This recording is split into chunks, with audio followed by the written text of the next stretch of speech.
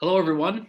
In this very brief tutorial, I'm going to show you how to add a footnote into your research paper and also how to format your source citation in that footnote according to the Chicago Manual Style.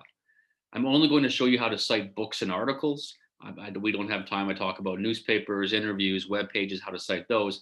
But still, just by learning these two most popular source types, you'll get a sense of how all sources are cited according to Chicago style. So I should also mention that your professor may use a slightly different version of Chicago style. So make sure you double check the format requirements before submitting your paper.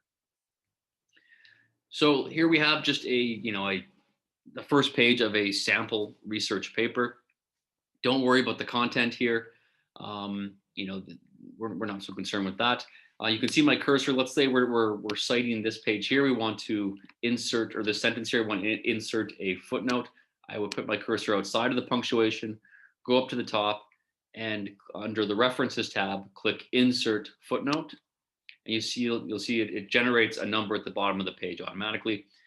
This is MS Word that we're using, of course. If you were using a Google Doc, it's quite similar. Instead of the word reference at the top of the page, it would be under Insert. It would be a tab that says Insert, and you'd scroll down and click the word footnote. Anyway, so let's talk about citing a book in Chicago style. So here we have we're in the bottom, right at the bottom of the page under the first footnote, and because it is a single authored book, then we begin with the author's full name, first name, then last name. So let's say Emily O. Goldman. Then we will insert the name of her book, and then open parentheses, the city where the publishing house, the publishing company who published the book, where it's located. You can find this information on the first few pages of the book, whether it's an ebook or a physical book, and the name of the publishing house.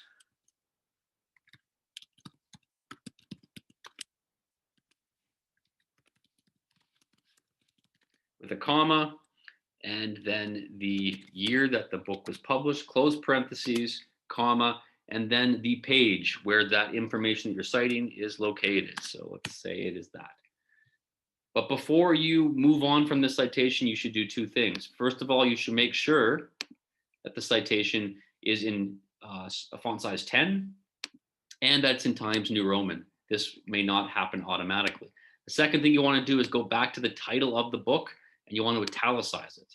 So now we have a full-length citation in Chicago style. Now, I also want to talk about a shortened citation. So if you, later on in your paper, if you were to cite this same book again, then you could use what is called a shortened citation. So let's say later on, I'm not sure what's in this sentence, but let's insert another footnote, go up to References, insert footnote. And instead of having to write this all out again, you just put the last name of the author, comma, the name of the book. It can be a shortened title. If it's a long title with a colon, you can reduce it just to its first main title. And then the page you reference. Let's say it's page 29. And once again, you want to make sure that it is in Times New Roman, and that title of the book is italicized. All right. The last thing I want to say when citing a book, and really any citation, is that if the citation, if your second citation that immediately follows the first is of the same source, then there's even a shorter version.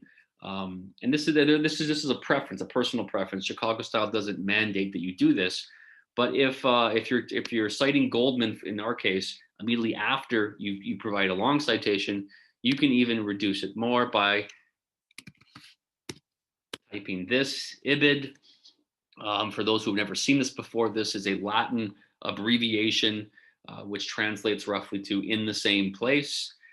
So if you're referencing the same source but a different page, you can insert ibid and put the new page number. But if it's the exact same source and page number as the citation that's immediately before it, then you just leave it as ibid. Okay, so that is how you cite a single author monograph, a book, according to Chicago style. Now let's talk about how to cite an article. So let's just say this is the sentence that we're interested in citing. Go up to references again, insert footnote. Much like the monograph, you want to begin with the author's first name. But because it is an article and not a book, you are not going to italicize the titles, but you're going to put them in quotations.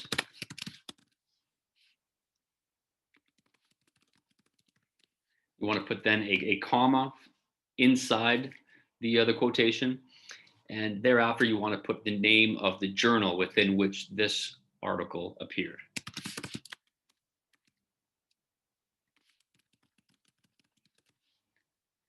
Followed by two very important numbers, the volume and issue of this specific journal. And you can find this information, whether it's an e-journal or a physical journal in your hands, you can find this information at the top of the page before the actual content begins. And then finally, you want to, in parentheses, you want to include any information that the journal provides you. So it could be, June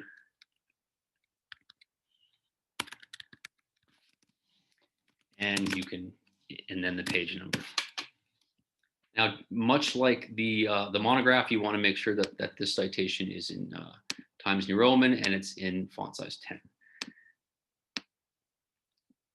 Now, the name of the journal should be italicized. So let's get rid of this. And so there is a correctly formatted Chicago style citation for a journal article. You can see the differences there. There are some similarities with the monograph, but there are also some important differences. The same rules that we talked about for shortened citations for the monograph, they also apply to the article. So for example, here we are. I'm going to insert another footnote here, and if it's also Smith and it's page 45, I'm just citing it a second time immediately after, then it's just ibid. Leave it as such. If you're citing Smith again, but it's a different page number, then you can put in ibid, but then put the new page number. And later on in the article, or in your paper, pardon me, you cite Smith again. You should not put ibid because other sources have come since, but you can do a short citation, which would look quite similar.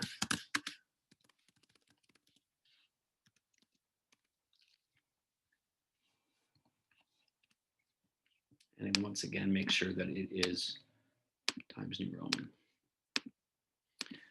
All right, so that is it. That is how you cite a scholarly book and a scholarly article in a research paper using Chicago style. Please click on the link above for a short tutorial on how to correctly enter source citations like these into a bibliography. We need to remember that the formats for footnotes and bibliographies are different. You cannot simply copy and paste a reference from a footnote and put it into your bibliography. They are similar, but there are slight and important differences.